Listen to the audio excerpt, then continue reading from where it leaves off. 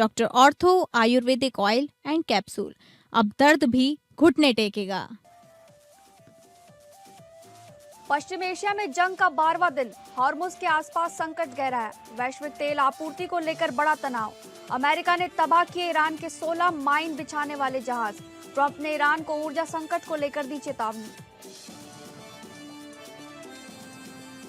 पश्चिम Asia में जंग से देश में भी एलपीजी संकट गहराया। कमर्शियल सिलेंडर की किल्लत बढ़ी। दिल्ली एनसीआर में भी गैस की सप्लाई प्रभावित। सरकार ने गैस आवंटन में बदलाव किया। सुप्रीम कोर्ट ने दिया ऐतिहासिक फैसला। गाजियाबाद के हरीश राणा को इच्छा मृत्यु की अनुमति दी। पिछले 13 साल कोमा में था शख्स।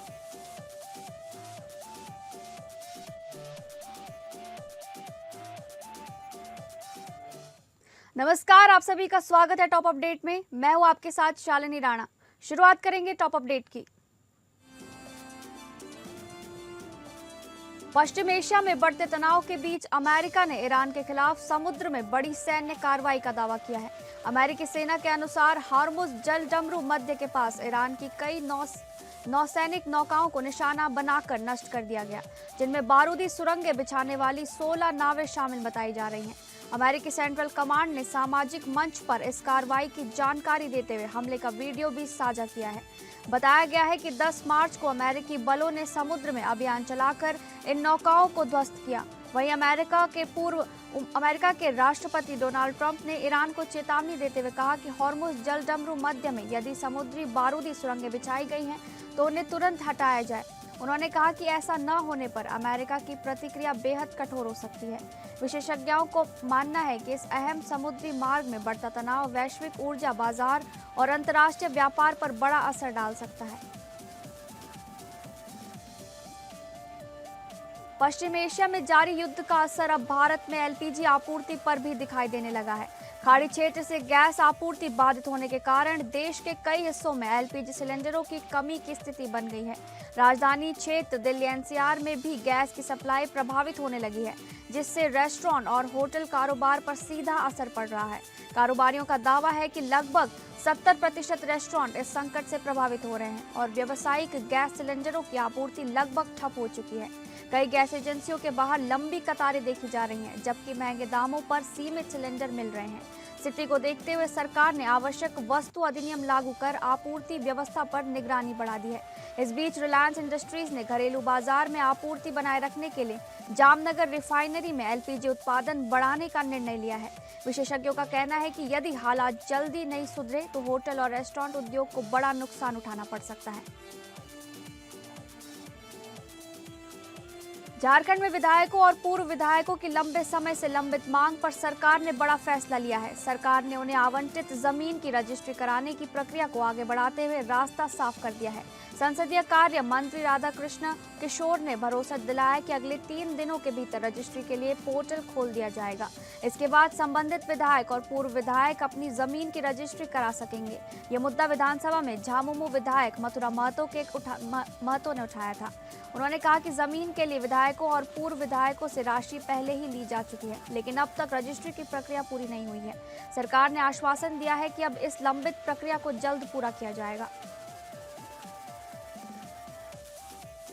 लखनऊ में ग्रीन कॉरिडोर फेज 2 के लोकार्पण की तैयारी तेज हो गई है। 13 मार्च को रक्षा मंत्री राजनाथ सिंह और उत्तर प्रदेश के मुख्यमंत्री योगी आदित्यनाथ से इस परियोजना का उद्घाटन करेंगे। ये ग्रीन कॉरिडोर समता मूलक चौराहे से निशांतगंज और हनुमान सेतु होते हुए डालीगंज तक तैयार किया गया है। लोकार्पण कार्यक्रम शाम 4:30 पर समता मूलक चौराहे पर आयोजित होगा। इसके बाद शाम 5 बजे झूलेलाल घाट पर जनसभा को संबोधित किया जाएगा। रक्षा मंत्री 12 मार्च की रात लखनऊ पहुंचेंगे। इससे पहले ये कार्यक्रम 22 और 28 फरवरी को भी टल चुका था। अब विकास प्राधिकरण ने उद्घाटन को लेकर तैयारियां तेज कर दी हैं।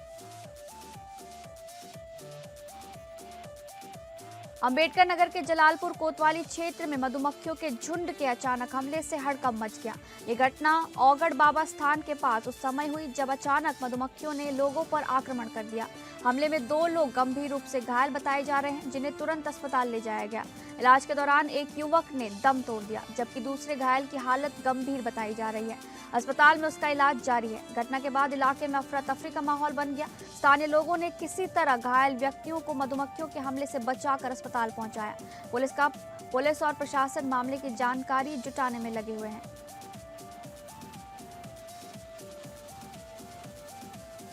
अमरोहा निवासी कामरान उद्दीन सिद्दीकी ने खुद को फर्जी फतवों और झूठे मुकदमों से परेशान बताते हुए राष्ट्रपति और प्रधानमंत्री को इच्छा मृत्यु की अनुमति देने के लिए प्रार्थना पत्र भेजने का दावा किया है। उनका कहना है कि करीब 6 वर्ष पहले उनकी शादी बिजनौर के शेरकोट निवासी हिजरा इस्लाम में हुई थी और उनसे एक बेटी भी है। कामरान का आरोप है कि ससुराल पक्ष ने उन पर धर्म परिवर्तन का आरोप लगाकर शहर इमाम से फतवा जारी कराया और इसी आधार पर उनका तलाक करा दिया गया। उन्होंने दावा किया कि देवबंद के नाम से पेश किया गया फतवा फर्जी है और पुलिस की रिपोर्ट में भी इसकी पुष्टि नहीं हुई है। कामरान के अनुसार उनके खिलाफ और उनके परिवार के लोगों पर कई मुकदमे दर्ज कराए गए हैं, जो अलग अलग अदालतों में विचाराधीन है। लगातार मुकदमों और सामाजिक दबाव के कारण उनका परिवार मानसिक रूप से बेहद परेशान है। इसी से आहत होकर उन्होंने राष्ट्रपति, प्रधानमंत्री और सर्वोच्च न्यायालय से न्याय की गुहार लगाते हुए इच्छा मृत्यु की अनुमति देने की मांग की है। साथ ही पूरे मामले की निष्पक्ष जांच कर दोषियों के खिलाफ कार्रवाई की भी मांग उठाई गई है। अयोध्या में स्वास्थ्य सुविधाओं को मजबूत करने की दिशा में एक बड़ी पहल शुरू हुई है। रामपथ रोड पर 163 करोड़ 71 लाख रुपए की लागत से 300 शैय्या वाले सुपर स्पेशलिटी अस्पताल के निर्माण के लिए भूमि पूजन किया गया। इस परियोजना के लिए उत्तर प्रदेश सरकार ने पहली किश्त के रूप में 48 करोड़ रुपए जारी किए हैं। 7 मंजिला इस अस्पताल में ब्रह्मा रोगी विभाग, सामान्य वार्ड, गहन चिकित्सा इकाई, ऑपरेशन थिएटर और आपातकालीन सेवाओं सहित सभी आधुनिक चिकित्सा सुविधाएं उपलब्ध होंगी। अस्पताल का निर्माण ईपीसी मोड पर किया जाएगा और चिकित्सकों व कर्मचारियों के लिए आवास की भी व्यवस्था होगी। अधिकारियों के अनुसार ये मुख्यमंत्री का ड्रीम प्रोजेक्ट माना जा रहा है। अस्पताल बनने से अयोध्या और आसपास के जिलों के लोगों को गंभीर बीमारियों के इलाज के लिए बड़े शहरों की ओर नहीं जाना पड़ेगा। इससे समय और धन दोनों की बचत होने की उम्मीद है। भागलपुर में अपराधियों का मनोबल एक बार फिर बढ़ता हुआ नजर आ रहा है। ताजा मामला पीरपैंती थाना क्षेत्र के त्रिमोहन चौक के पास का है, जहां बाइक सवार युवक ऋषभ झा की नकाबपोश बदमाशों ने गोली मारकर हत्या कर दी। बताया जा रहा है कि ऋषभ झा अपने दोस्त और प्रॉपर्टी डीलर सौरभ के साथ बाइक से कहीं जा रहा था। इसी दौरान त्रिमोहन चौक के पास घात लगाए बदमाशों ने उस पर गोली चला दी। गोली लगने से ऋषभ झा की मौके पर ही मौत हो गई, जिसके बाद इलाके में सनसनी फैल गई। घटना की सूचना मिलते ही पुलिस मौके पर पहुंची और पूरे मामले की जांच शुरू कर दी गई। पुलिस आसपास के लोगों से पूछताछ कर रही है और घटना के कारणों का पता लगाने में जुटी हुई है। इस मामले को लेकर भागलपुर के सिटी एसपी शैलेंद्र सिंह ने बताया कि पुलिस हत्याकांड की हर पहलू से जांच कर रही है। उन्होंने कहा कि मृतक के साथ मौजूद उसका दोस्त सौरभ फिलहाल पुलिस की जांच के दायरे में है और उससे पूछताछ की जा रही है। सिटी एसपी ने कहा कि पुलिस जल्द ही इस हत्याकांड का खुलासा कर आरोपियों को गिरफ्तार कर लेगी। बदायूं के उजानी क्षेत्र स्थित सामुदायिक स्वास्थ्य केंद्र में डिलीवरी के दौरान जच्चा और बच्चे की मौत के बाद बड़ा हंगामा हो गया। दूधेनगर गांव की 22 वर्षीय नीरज को आशा कार्यकर्ता मंगलवार सुबह अस्पताल में भर्ती कराकर लाई थी। दोपहर करीब 1 बजे डिलीवरी के दौरान महिला और उनके नवजात की मौत हो गई। घटना के बाद आक्रोशित परिजनों ने अस्पताल परिसर में जमकर हंगामा किया।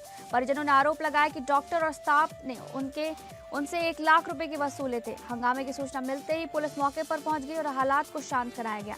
वहीं हंगामे के दौरान अस्पताल का स्टाफ मौके से गायब हो गया। पुलिस का कहना है कि पोस्टमार्टम रिपोर्ट आने के बाद ही मौत के सही कारण का पता चल सकेगा।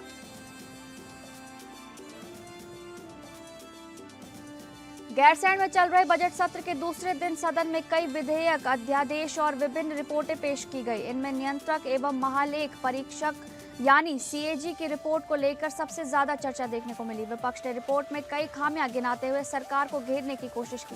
विपक्षी सदस्यों ने कहा कि रिपोर्ट में सामने आई अनियमितताओं पर सरकार को जवाब देना चाहिए। वहीं सत्ता पक्ष की ओर से भारतीय जनता पार्टी के विधायकों ने विपक्ष के आरोपों का जवाब दिया। उन्होंने कहा कि सीएजी की यह अंतिम रिपोर्ट नहीं होती, बल्कि प्रक्रिया का एक हिस्सा होती है। सरकार ने भरोसा दिलाया कि सभी बिंदुओं पर नियमानुसार कार्रवाई की जाएगी। इसके साथ ही सदन की कार्यवाही में अन्य विधायी कार्य भी आगे बढ़ाए गए।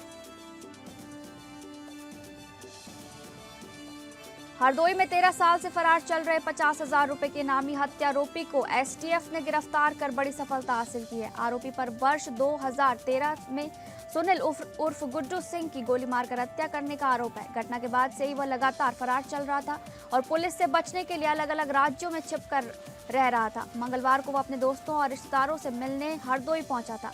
इसी दौरान सतर्क एसटीएफ टीम ने घेराबंदी कर उसे दबोच लिया। आरोपी के खिलाफ शाहबाद कोतवाली में हत्या समेत कई गंभीर मामले दर्ज बताए जा रहे हैं। पुलिस अब उससे पूछताछ कर आगे की कार्रवाई में जुटी हुई है। गिरफ्तारी के बाद क्षेत्र में यह मामला चर्चा का विषय बना हुआ है। जौनपुर के कोतवाली क्षेत्र में उस समय हड़कंप मच गया जब एक युवती प्रेमी से शादी की जिद में हाईटेंशन बिजली के पोल पर चढ़ गई। युवती को पोल पर चढ़ा देख आसपास के ग्रामीणों की भारी भीड़ मौके पर जुट गई। सूचना मिलने पर पुलिस मौके पर पहुंची और काफी देर तक समझाने के बाद युवती को सुरक्षित नीचे उतारा गया। बताया जा रहा है कि युवती का आजमगढ़ के एक युवक से लंबे समय से प्रेम संबंध था। परिजनों के विरोध के कारण पहले भी दोनों घर से चले गए थे, जिसके बाद युवक के खिलाफ मामला दर्ज कर उसे जेल भेज दिया गया था। हाल ही में युवक के जमानत पर बाहर आने की खबर मिलने के बाद युवती फिर शादी की जिद पर अड़ गई। परिवार के मना करने से नाराज होकर वो बिजली के पोल पर चढ़ गई और शादी की मांग करने लगी। फिलहाल पुलिस युवती को हिरासत में लेकर मामले की जांच कर रही है। झांसी के रक्सा क्षेत्र के राजापुर गांव में खेती में रखी कटी फसल में अचानक आग लगने से हड़कंप मच गया। ये घटना दोपहर करीब 3 बजे चंद्रशेखर अहिरवार में के खेत में हुई, जहां लगभग आधा एकड़ फसल जलकर नष्ट हो गई। बताया जा रहा है कि खेत के ऊपर से गुजर रही विद्युत लाइन से निकली चिंगारी के कारण आग लगी होगी। उस समय किसान अपने परिवार के साथ भोजन के लिए घर गए हुए थे, तभी खेत में आग भड़क उठी। आग फैलते देख आसपास के किसान और ग्रामीण मौके पर पहुंचे और कुएं से पानी लाकर आग बुझाने में जुट गए। करीब आधे घंटे की मशक्कत के बाद ग्रामीणों ने आग पर काबू पा लिया। सूचना मिलने पर ग्राम प्रधान भी मौके पर पहुंचे और घटना की जानकारी ली। प्रशासन ने राजस्व टीम को भेजकर नुकसान का आकलन शुरू कर दिया है।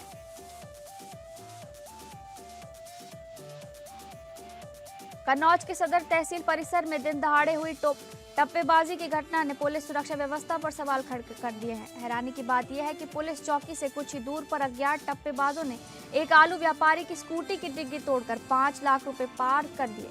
पीड़ित व्यापारी अनिल कुमार पांडे ने बताया कि उन्होंने बैंक से नकदी निकालकर कोल्ड स्टोरेज ले जाने के लिए स्कूटी में रखे थे। इसी दौरान वो एक निजी काम से तहसील में अधिवक्ता से मिलने चले गए। कुछ देर बाद लौटने पर स्कूटी की डिग्गी टूटी मिली और पैसे गायब थे। घटना के बाद तहसील परिसर में हड़कंप मच गया और व्यापारियों में दहशत फैल गई। पीड़ित ने पुलिस चौकी में तहरीर देकर कार्रवाई की मांग की है। पुलिस आसपास के सीसीटीवी कैमरे फुटेज खंगाल रही है और आरोपियों की तलाश में जुटी हुई है। खबरों में आगे बढ़ेंगे। कानपुर कमिश्नरेट पुलिस ने ऑनलाइन साइबर ठगी के एक बड़े मामले का खुलासा करते हुए एक शातिर साइबर अपराधी को गिरफ्तार किया है। पुलिस के अनुसार आरोपी ने फर्जी मोबाइल अनुप्रयोग फाइलें भेजकर लोगों के मोबाइल का एक्सेस हासिल कर बैंक खातों से बड़ी रकम उड़ा ली। शिकायतकर्ता मौकम सिंह ने बताया कि उन्हें किसान योजना, परिवहन चालन और बैंक आधार उद्घाटन के नाम पर फर्जी लिंक भेजा गया था। लिंक पर क्लिक करते ही अपराधियों ने मोबाइल और सिम का नियंत्रण अपने हाथ में ले लिया। इसके बाद आरोपी ने पीड़ित के विभिन्न बैंक खातों से 1 करोड़ 27 लाख से अधिक की धोखाधड़ी कर ली। जांच के दौरान पुलिस ने मेरठ से आरोपी अरशद अंसारी उर्फ अमर तिवारी को गिरफ्तार किया। उसके पास से फर्जी पहचान पत्र, बैंक कार्ड, चेकबुक और अन्य कूट रचित दस्तावेज बरामद किए गए हैं। पुलिस अब पूरे नेटवर्क की जाँच कर आगे की कार्रवाई में जुटी हुई है। कानपुर के 9वीं कक्षा के छात्र की हत्या के मामले का पुलिस ने खुलासा कर दिया है। पुलिस ने इस सनसनीखेज वारदात में आरोपी पड़ोसी युवक को गिरफ्तार कर लिया है। पुलिस उपायुक्त दीपेंद्र नाथ चौधरी ने बताया कि आरोपी आशुतोष सिंह मृतक छात्र कृष्णा की बहन से एक तरफा प्रेम करता था। छात्र कृष्णा कई बार उसे ऐसा करने से मना कर चुका था, लेकिन आरोपी लगातार उसका पीछा कर रहा था। 7 फरवरी को आरोपी ने फिर से छात्र की बहन को प्रपोज करने की कोशिश की, जिससे कृष्णा ने देख लिया था। इसी के बाद आरोपी ने बदला लेने की ठान ली और छात्र को खेतों में बुला लिया। वहां गला घोंटकर उसकी हत्या कर दी गई। पुलिस ने जांच के बाद आरोपी को गिरफ्तार कर आगे की कानूनी कार्रवाई शुरू कर दी है।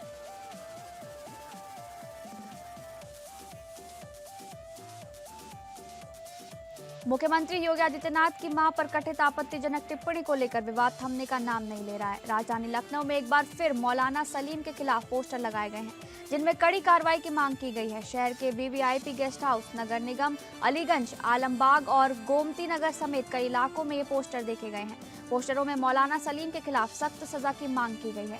बताया जा रहा है कि इस मामले में प्रदेश भर में अब तक 120 से अधिक शिकायतें दर्ज कराई जा चुकी हैं। घटना के विरोध में लखनऊ में आज बड़े प्रदर्शन की भी तैयारी की जा रही है। इस पूरे घटनाक्रम के बाद शहर में राजनीतिक और सामाजिक हलचल तेज हो गई है। पुलिस और प्रशासन स्थिति पर नजर बनाए हुए हैं।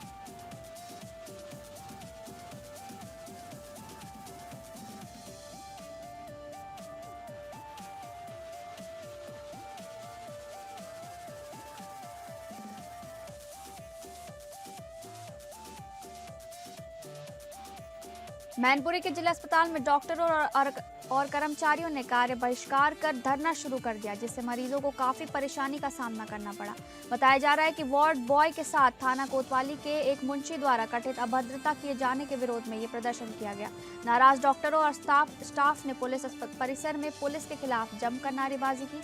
कर्मचारियों ने ऐलान किया कि 3 दिनों तक रोजाना 2 घंटे तक कार्य का बहिष्कार किया जाएगा। प्रदर्शन कर रहे कर्मचारियों की मांग है कि संबंधित मुंशी को निलंबित किया जाए और अस्पताल परिसर में पुलिस चौकी का संचालन व्यवस्थित किया जाए। कर्मचारियों का कहना है कि मांगे पूरी न होने पर वे पूर्ण कार्य बहिष्कार भी कर सकते हैं। फिलहाल इस विरोध प्रदर्शन के कारण अस्पताल की व्यवस्थाएं प्रभावित होती नजर आ रही हैं। पश्चिम बंगाल में राष्ट्रपति के कथित अपमान को लेकर देश भर में विरोध देखने को मिल रहा है। इसी कड़ी में छत्तीसगढ़ में भी भारतीय जनता पार्टी के अनुसूचित जनजाति मोर्चा के कार्यकर्ताओं ने जोरदार प्रदर्शन किया। प्रदर्शनकारियों ने राष्ट्रपति द्रौपदी मुर्मू के सम्मान में नारेबाजी करते हुए पश्चिम बंगाल की मुख्यमंत्री ममता बनर्जी के खिलाफ आक्रोश जताया। कार्यकर्ताओं ने इस घटना की निंदा करते हुए मुख्यमंत्री ममता बनर्जी का पुतला दहन किया। उनका कहना था कि राष्ट्रपति पद देश का सर्वोच्च संवैधानिक पद है और उसका अपमान पूरे देश का अपमान है। प्रदर्शन के दौरान कार्यकर्ताओं ने दोषियों के खिलाफ सख्त कार्रवाई की मांग भी उठाई है। इस मुद्दे को लेकर राजनीतिक माहौल भी गर्माता नजर आ रहा है। भाजपा नेताओं ने कहा कि इस तरह की घटनाएं लोकतांत्रिक मर्यादाओं के खिलाफ है।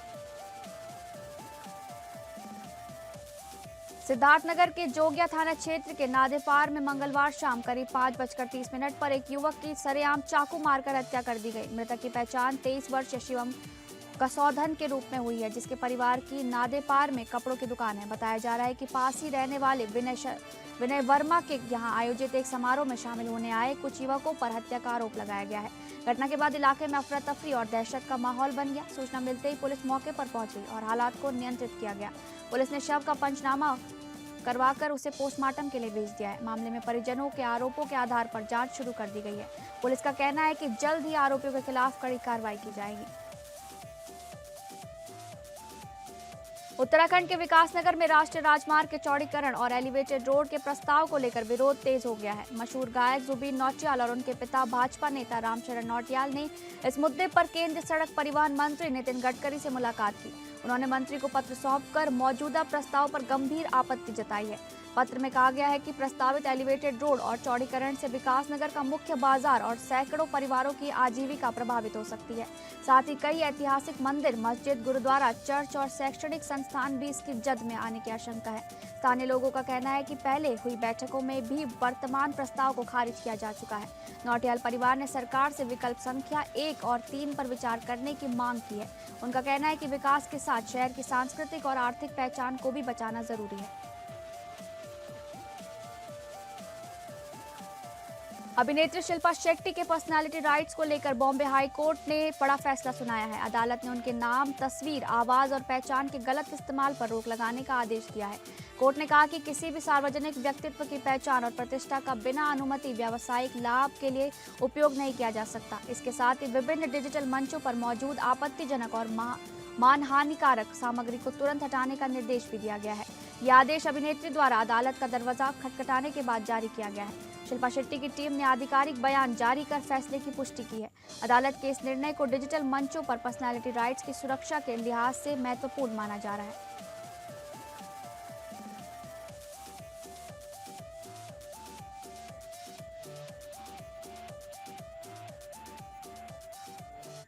फिलहाल टॉप अपडेट में बस इतना ही। नमस्कार।